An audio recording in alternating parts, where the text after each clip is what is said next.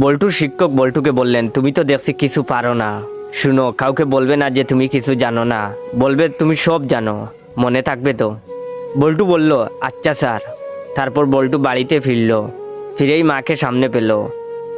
মাকে বলল, মা আমি সব জানি। তখন বল্টুর মা বললেন, আরে দূর বুকা, তোর পাশের বাড়ির আঙ্কেল তো শুধু চা খেতে এখানে আসেন, এর চেয়ে বেশি কিছু না। এই নে 100 টাকা, মুখ বন্ধ রাখিস। বল্টু তো অবাক। এরপরে বল্টু তার বড় দিদির সামনে এসে দাঁড়ালো এবং তার বড় দিদিকে বলল, দিদি আমি সব জানি। তার দিদি বলল, বাদর ছেলে কোথাকার, তোর রাজুদা শুধু পরীক্ষার সাজেশন নেওয়ার জন্য আসে, এর বেশি কিছু না। এই নে 200 টাকা, কাউকে কিছু বলবি না। বল্টু এবার তার বৌদির কাছে গেল এবং বলল, বৌদি আমি সব জানি। তখন তার বৌদি বলল, এক চড় দেব, সব জানিস যখন মুখ খুলিস কেন? এই নে 500 টাকা, মুখ খুলবি না। বল্টু তো খুশিতে আত্মহারা। তারপর বল্টু তার বাড়ির প্রতিবেশীর কাছে গেল এবং বল্টু বলল, কাকু কাকু আমি সব জানি।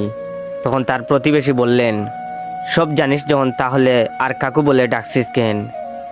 আয় খুকা, আমার বুকে আয়।